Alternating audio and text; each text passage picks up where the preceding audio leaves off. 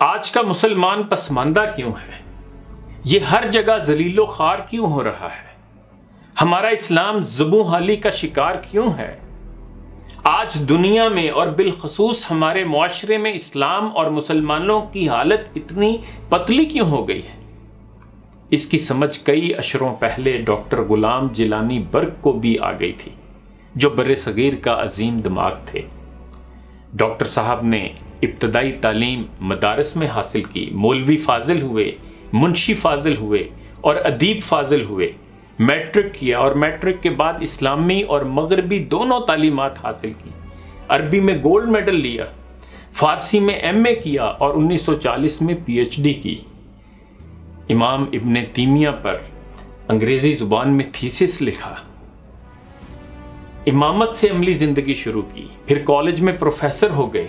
आपके थीसिस को ऑक्सफोर्ड और हार्वर्ड यूनिवर्सिटी ने कबूलियत बख्शी। इस्लाम पर रिसर्च शुरू की। 1949 में पाकिस्तान की तश्कील से 2 साल बाद 2 इस्लाम के नाम से मारकतुल आरा किताब लिखी और पूरी दुनिया को हिला कर रख दिया। ये किताब नहीं थी, एक आलमी इनकलाब था। 2 इस्लाम के बाद कुरान और फिर मन की दुनिया जैसी किताबें लिखीं और इस्लामी दुनिया के प्यासे जहनों को सैराब किया। अब मैं चाहूँगा कि आप 2 इस्लाम का सिर्फ इब्तदाइया मुलाहज़ा कीजिए। डॉक्टर बर्क लिखते हैं कि ये 1918 का जिक्र है। मैं वालिद साहब के साथ अमृतसर गया। मैं छोटे से गांव का रहने वाला, जहां ना बुलंद इमारात, ना मुसफ़ा सड़कें, ना कारें, ना बिजली के कुमकुमे और ना इस वजह की दुकानें। ये सब कुछ देखकर दंग रह गया। लाखों के सामान से सजी दुकानें और बोर्ड पर कहीं राम भीजा संत राम लिखा था, कहीं धनीचंद अग्रवाल, कहीं संत सिंह सुबल और कहीं शादी लाल फकीर चंद। हाल बाजार के उस सिरे से उस सिरे तक किसी मुसलमान की कोई दुकान नजर नहीं आई। हाँ, मुसलमान जरूर नजर आए। कोई बोझ उठा रहा था, कोई गधे लाद रहा था, कोई किसी टाल पे लकड़ियां चीर रहा था और कोई भीख मांग रहा था। गैर मुस्लिम कारों और स्कूटरों पर जा रहे थे और मुसलमान 2.5 मन बोझ के नीचे दबा हुआ मुश्किल से कदम उठा रहा था।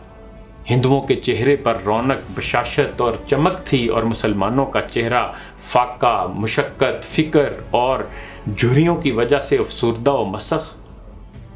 मैंने वालिद साहब से पूछा, क्या मुसलमान हर जगह इसी तरह जिंदगी बसर कर रहे हैं? वालिद साहब बोले, हाँ। मैंने अर्ज किया, अल्लाह ने मुसलमान को भी हिंदू की तरह 2 हाथ, 2 पांव और 1 सर अता किया है, तो फिर क्या वजह है? हिंदू तो जिंदगी के मजे लौट रहा है और मुसलमान हर जगह हैवान से बदतर जिंदगी बसर कर रहा है। वालिद साहब बोले, ये दुनिया मर्दार से ज्यादा नजस है और इसके मतलाशी कुत्तों से ज्यादा नापाक हैं। अल्लाह ने ये मुर्दार हिंदुओं के हवाले कर दिया है और जन्नत हमें दे दी है। कहो कौन फायदे में रहा, हम या वो? मैं बोला, अगर दुनिया वाकई मुर्दार है तो फिर आप तिजारत क्यों करते हैं और माले तिजारत खरीदने के लिए अमृतसर तक क्यों आए? एक तरफ दुनियावी साजो सामान खरीद कर मुनाफा कमाना और दूसरी तरफ उसे मुर्दार करार देना, अजीब किस्म की मंतक है। वालिद साहब बोले, बेटा, बुजुर्गों से बहस करना सादतमंदी नहीं। जो कुछ मैंने तुम्हें बताया है वो एक हदीस का तर्जुमा है। हदीस का नाम सुनकर मैं डर गया और बहस बंद कर दी। सफ़र से वापस आकर मैंने गांव के मुल्ला से अपने शुबहात का इजहार किया। उसने भी वही जवाब दिया। मेरे दिल में इस मुम्मे को हल करने की तड़प पैदा हुई, लेकिन मेरे कल्बो नज़र पे तकलीद के पहरे बैठे थे। इल्म कम था और फहम महदूद, इसलिए मामला उलझता गया। मैं मुसलसल 14 बरस तक हसूल इल्म के लिए मुख्तलिफ उलमा व सूफिया के यहाँ रहा।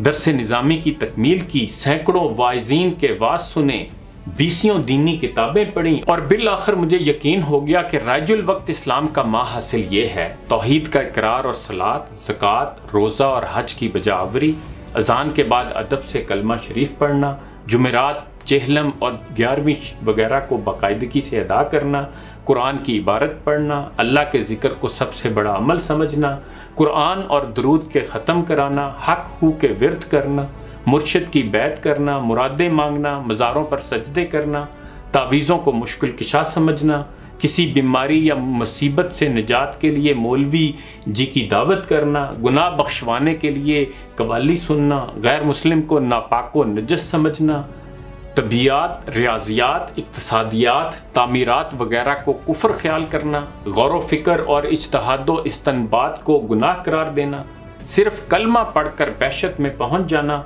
और हर मुश्किल का इलाज अमल और मेहनत की बजाय दुआओं से करना। मैं उलमा इकराम के फैज़ से जब तालीमात इस्लामी पर पूरी तरह हावी हो गया तो ये हकीकत वाज़े हुई कि खुदा हमारा, रसूल हमारा, फरिश्ते हमारे, जन्नत हमारी, हूरें हमारी, ज़मीन हमारी, आसमान हमारा, अलगर्ज सब कुछ के मालिक हम हैं और बाकी कौमें इस दुनिया में झक मारने आई हैं। उनकी दौलत, ऐश और शानो शौकत महज चंद रोज़ा है।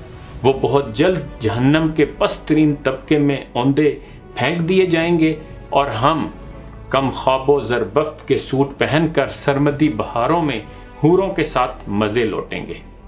फिर बर्क साहब लिखते हैं कि ज़माना गुजरता गया, अंग्रेज़ी पढ़ने के बाद उलूम जदीदा का मुतालिया किया, कल्बो नज़र में वुसअत पैदा हुई, अक़वामो मलल की तारीख़ पढ़ी तो मालूम हुआ मुसलमानों की 128 सल्तनतें मिट चुकी हैं। हैरत हुई कि जब अल्लाह हमारा और सिर्फ हमारा था तो उसने खिलाफत अब्बासिया का वारिस हलाकू जैसे काफिर को क्यों बनाया? हस्पानिया के इस्लामी तख्त पर फ़िरौनिया को क्यों बिठाया? मुगलिया का ताज एलिज़ाबेथ के सर पर क्यों रख दिया? बल्गारिया, हंगरी, रोमानिया, स्रोया, पोलैंड, क्रीमिया, यूक्रेन, यूनान और बल्गराद से हमारे आसार क्यों मिटा दिए? हमें फ्रांस से बियक बीनी दो गोश क्यों निकाला और ट्यूनिस, मोरक्को, अल्जायर और लीबिया से हमें क्यों रुखसत किया? मैं रफ़ा हैरत के लिए मुख्तलिफ उलमा के पास गया लेकिन कामयाबी ना हुई। मैंने इस मसले पर 5-7 बरस तक गौर व फिक्र किया लेकिन किसी नतीजे पर ना पहुंच सका। एक दिन मैं सहर को बेदार हुआ, ताक में कुरान शरीफ रखा था। मैंने उठाया, खोला और पहली आयत जो सामने आई उसका तर्जुमा ये था, क्या ये लोग नहीं देखते हम इनसे पहले कितनी अक़वाम को तबाह कर चुके हैं? हमने उन्हें वो शानो शौकत अता की थी जो तुम्हें नसीब नहीं हुई। हम उनके खेतों पर छमाछम बारिशें बरसाते थे और उनके बागात में शफाफ पानी की नहरें बहती थीं, लेकिन जब उन्होंने हमारी राहें छोड़ दी तो हमने उन्हें तबाह कर दिया और उनका वारिस किसी और कौम को बना दिया। बर्क साहब कहते हैं, मेरी आंखें खुल गईं। अंधी तकलीद की वो तारीक घटाएं जो दिमागी माहौल पर मुहित थीं यक बयक छटने लगीं और अल्लाह की सुन्नत जारिया के तमाम गोशे बेहजाब होने लगे। मैंने कुरान में जा बजा ये लिखा देखा, ये दुनिया दारुल अमल है, यहाँ सिर्फ अमल से बेड़े पार होते हैं।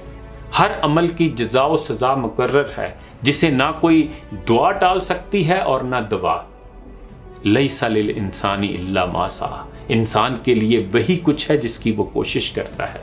मैं सारा कुरान मजीद पढ़ गया और कहीं भी महज दुआ या तावीज़ का कोई सिला ना देखा। कहीं भी ज़ुबानी खुशामद का अजर ज़मर्दी महल्लात, हूरों और हुजरों की शक्ल में ना पाया।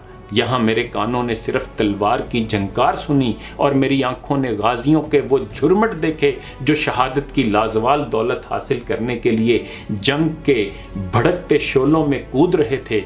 वो दीवाने देखे जो अज़्म हिम्मत का अलम हाथ में लिए मानिए हयात की तरफ बांदाज़े तूफ़ान बढ़ रहे थे और वो परवाने देखे जो किसी के जमाले जाँ फ़रोज़ पे रह रह के कुर्बान हो रहे थे। कुरान मजीद के मुताले के बाद मुझे यकीन हो गया मुसलमान हर जगह महज इसलिए जलील हो रहा है कि उसने कुरान के अमल, मेहनत और हैबत वाले इस्लाम को तर्क कर रखा है। वो उरादो वज़ाइफ के नशे में मस्त है और उसकी ज़िंदगी का तमाम सरमाया चंद दुआएं और चंद तावीज़ हैं और बस। और साथ ही यकीन हो गया कि इस्लाम दो हैं, एक कुरान का इस्लाम जिसकी तरफ अल्लाह बुला रहा है और दूसरा वो इस्लाम जिसकी तबलीग हमारे 80 लाख मुल्ला कलम और फेफड़ों का सारा जोर लगाकर कर रहे हैं। बर्क साहब की ये तहरीर पढ़कर मुझे इकबाल भी याद आ गए। इकबाल की नज़म इबलीस की मजलिस शूरा में इबलीस हज़रत जिब्राइल को ताना देता है कि मैं खटकता हूँ दिले यज़्दा में कांटे की तरह, तू फ़कत अल्लाह हू अल्लाह हू अल्लाह हू। इसका दूसरा मतलब ये है कि आज पूरा आलम कुफर मुसलमानों को तिगनी का नाच नचा रहा है और हम बस नमाज, रोज़े, उम्रे और हज को पूरा इस्लाम समझकर अल्लाह करने में मशगूल हैं। इन्हीं गुजारिशात के साथ इजाज़त चाहूँगा। अपना ख्याल रखिएगा। अल्लाह हाफिज़।